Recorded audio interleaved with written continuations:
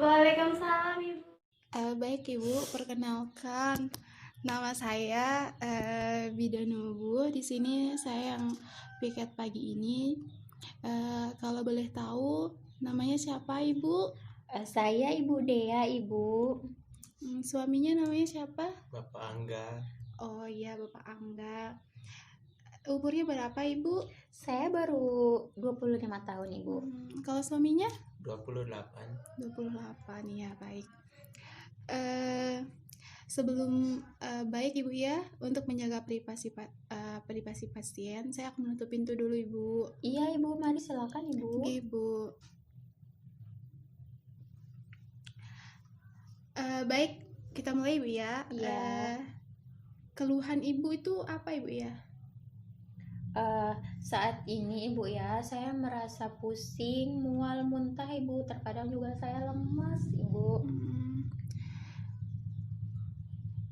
Jadi tujuan Ibu kesini itu karena Ibu mengalami pusing, mual Ibu ya? Iya. Apakah sampai mengganggu aktivitas Ibu atau bagaimana Ibu? Iya Ibu, terkadang saya itu sering sekali lemas, terus pusing banget Ibu. Baik Ibu. Apakah Ibu sudah pernah mengetahui apa itu hiperemesis gravidarum Ibu? Entah itu dari keluarga Ibu, suami atau tetangga Ibu? Iya Ibu, saya pernah dengar isu-isu dari tetangga saya. Kebetulan tetangga saya juga pernah mengalami itu Ibu. Akan tetapi saya pengen tahu yang lebih jelasnya lagi Ibu tentang hiperemesis gravidarum itu. Baik, baik Ibu ya, saya akan menjelaskan tentang hiperemesis gravidarum itu Ibu ya. Baik, hiperemesis gravidarum itu Ibu adalah mual muntah pada ibu hamil yang berat yang sampai mengganggu keadaan ibu, bahkan dapat mengganggu aktivitas ibu sehari-hari ya Bu ya. Iya. Nah, di sini itu predisposi terjadinya hiperemesis gravidarum itu satu itu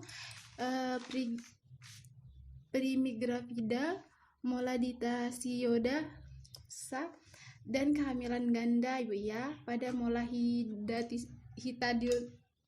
hidatidosa ini dan kehamilan ganda, faktor hormon memegang peranan di mana hormon korionik gonadotropin dibentuk berlebihan Ibu ya.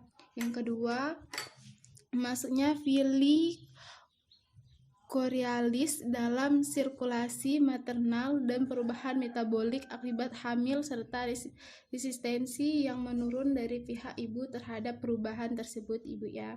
Yang ketiga di sini tuh alergi sebagai salah satu respon dari jaringan ibu terhadap anaknya. Nah, yang keempat di sini tuh faktor psikologis, di mana faktor psikologis seperti depresi, gangguan psikiatri, rumah tangga yang retak, kehilangan pekerjaan, takut terhadap kehamilan dan persalinan, takut terhadap tanggung jawab sebagai ibu, tidak siap untuk menerima kehamilan, memegang peranan yang cukup penting dalam menimbulkan hiperemesis gravidarum Ibu ya. Baik, selanjutnya penyebab terjadinya mual muntah Ibu ya. Di sini itu mual di sini tuh saya akan jelaskan mual. Di sini tuh mual adalah suatu cara di mana saluran cerna bagian atas membuang isinya bila terjadi iritasi, rangsangan atau tegangan yang berlebihan pada usus Ibu ya. Muntah merupakan refleks terintegrasi yang kompleks terdiri atas 3 komponen utama, yaitu detektor muntah, terus mekanisme integratif, dan efektor yang bersifat otonom somatik. Rangsangan pada saluran cerna dihantarkan melalui saraf vagus dan aferen simpatis menuju pusat muntah. Pusat muntah ini berdekatan dengan pusat pernapasan dan pusat vasomotor Ibu ya.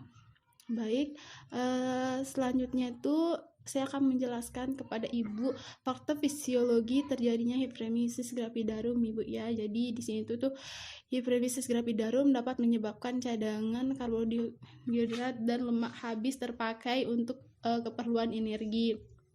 Karena oksidasi lemak yang tidak sempurna, maka terjadilah ketosis dengan tertimbulnya asam aseton asetik, asam hidrotik, butirik, dan aseton dalam darah.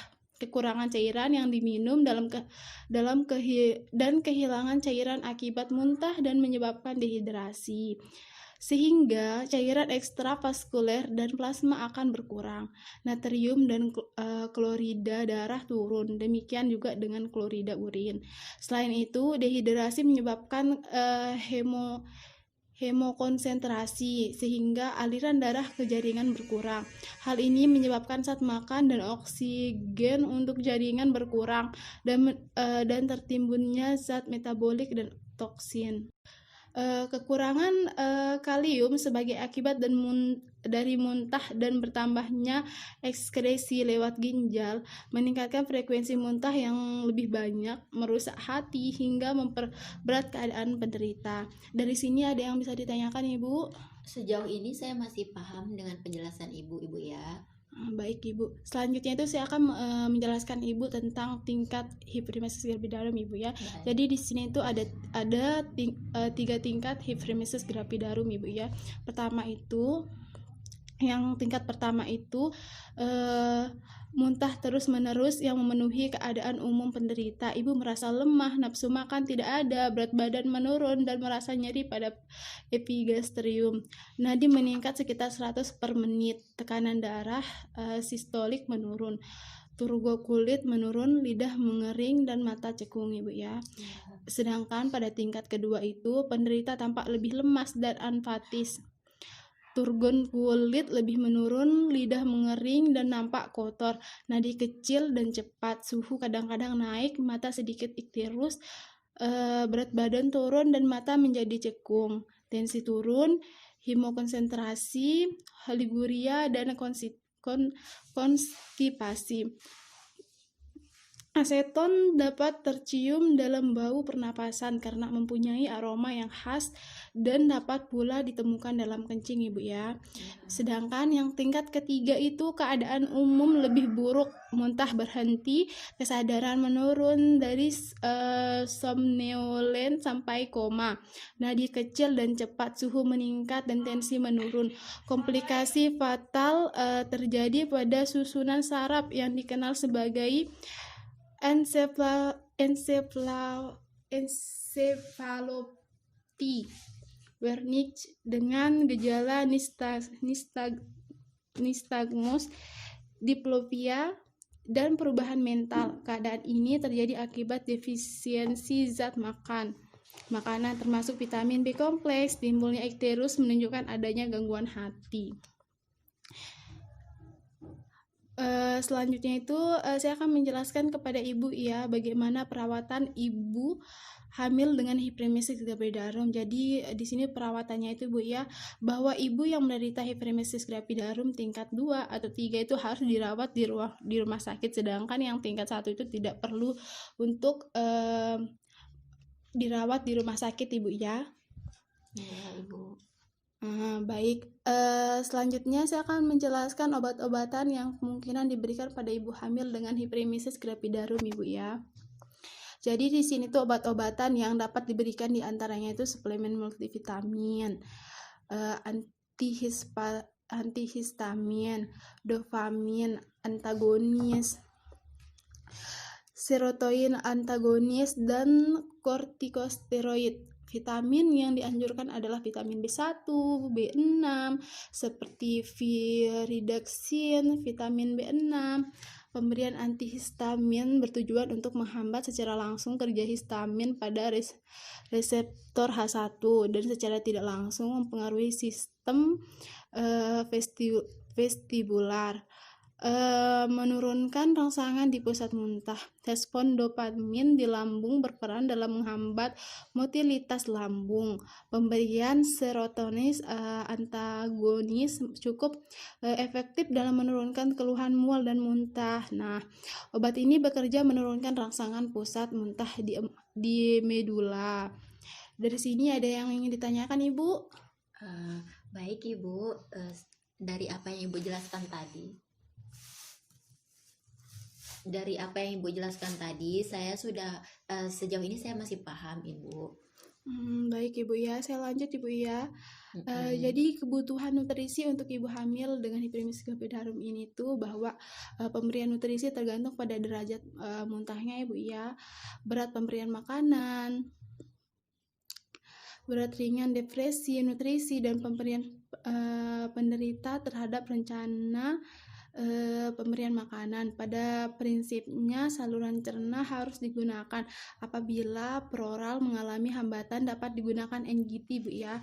Apabila ibu hamil dapat makan peroral, modifikasi diet yang diberikan adalah makanan dalam porsi kecil namun sering, diet tinggi karbohidrat, rendah protein dan rendah lemak, hindari suplemen besi untuk sementara, hindari makanan yang hemogonik dan berbau sehingga menimbulkan rangsangan muntah. Nah, selanjutnya kebutuhan kalori sehari itu ditambah dengan 300 kalori per hari Bu ya. Iya.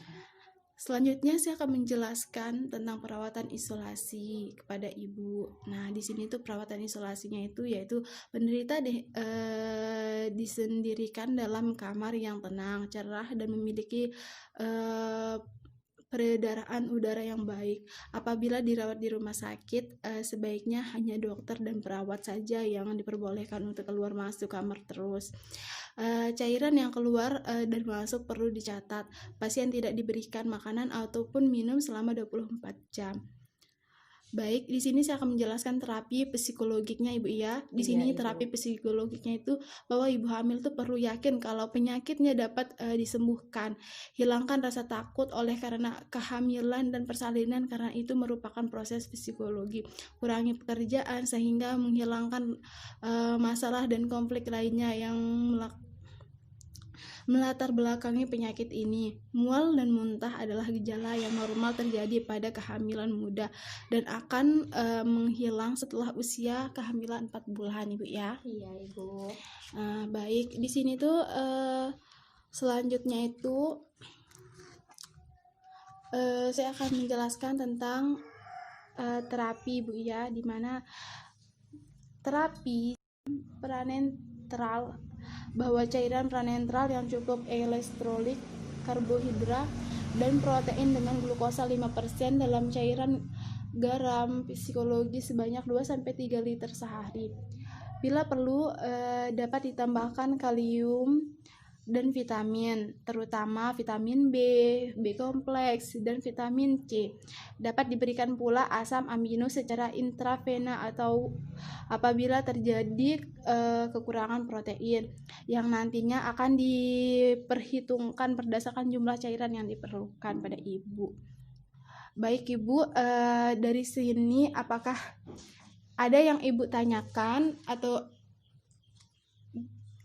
Baik Ibu, dari apa yang Ibu jelaskan tadi, saya mengerti Ibu, saya mengerti dengan penjelasan Ibu.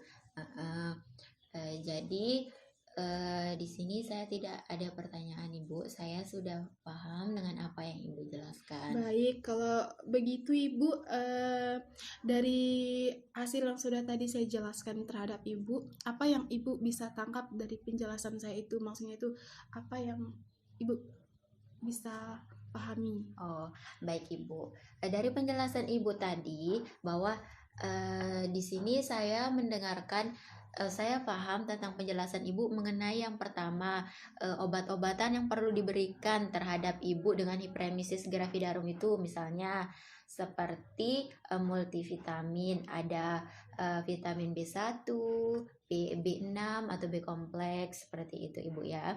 Terus dari segi tingkatan hiperemesis ada 3 tingkat, yaitu yang tingkatan pertama, tingkatan kedua, dan tingkatan ketiga seperti itu Ibu. Baik, kalau Ibu sudah mengerti dengan apa yang sudah saya jelaskan,